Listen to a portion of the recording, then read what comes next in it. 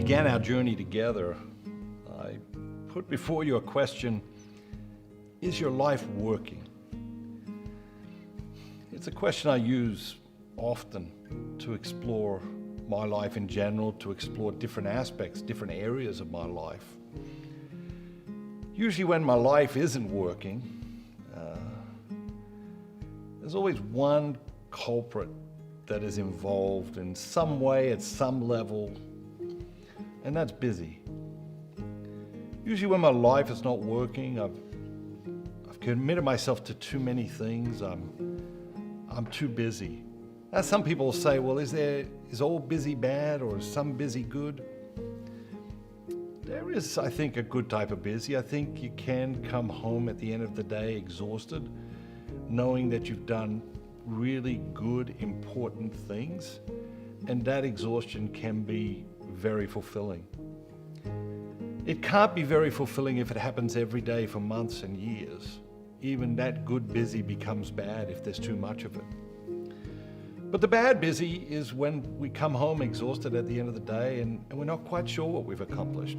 We know we've been busy, we know we've been doing a lot of things, but we're not sure what we've done, and we are sure that what we've spent our day on are not the things that add the most value to our lives and to our world, are not the things that engage our souls, that stir our hearts, that inspire our minds, and do the same for other people. It's those experiences of busy that can be very disheartening because they overwhelm us. You know, they discourage us. They make us feel tired and burnt out and worn out and anxious and stressed. But I think most of all, the problem with busy is that busy makes us feel inadequate. Busy makes us feel like we're not enough. And that's a horrible feeling. It's certainly a feeling that God doesn't want us to have. He doesn't want us to have the feeling, oh, you're not enough. He doesn't want us to have the feeling, you're inadequate. No loving parent wants their children to feel like they're not enough, like they're inadequate. And in fact, God's message to us is completely the opposite.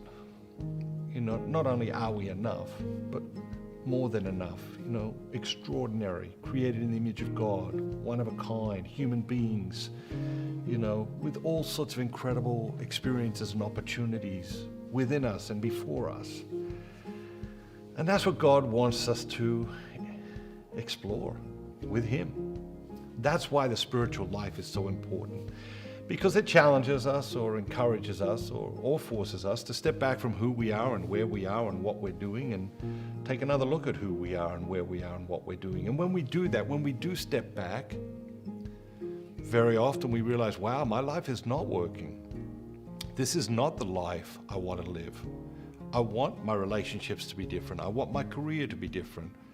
You know, I want these other aspects of my life to change. I want to grow. I want to evolve. I want to become more of the person God created me to be. I want to become a better version of myself every single day, even if I just become a better version of myself by a tiny little amount each day.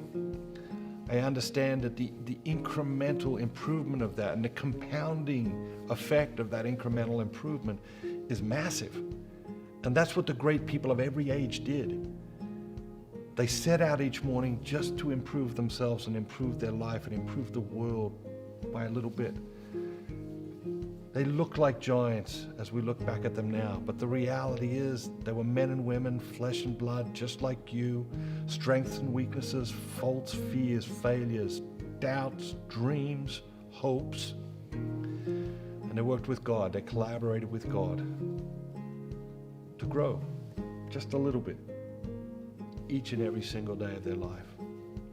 One of the major obstacles between God and His people, between you and God at this moment in history, is busyness.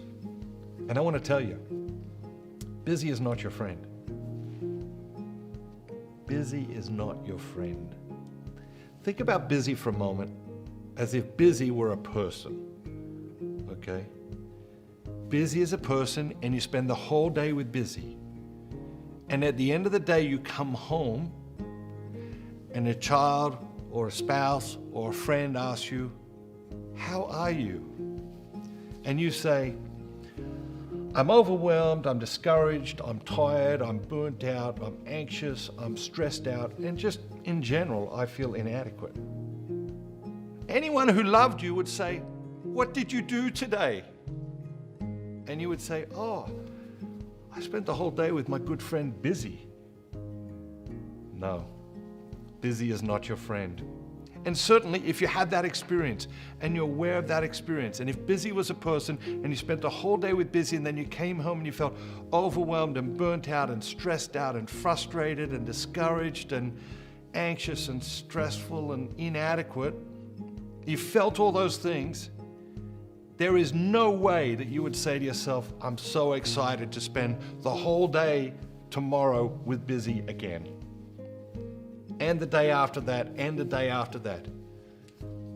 Busy is not your friend. Busy is one of the major obstacles between you and the best version of yourself. Busy is one of the major obstacles between you and God. It's time to give Busy the gate.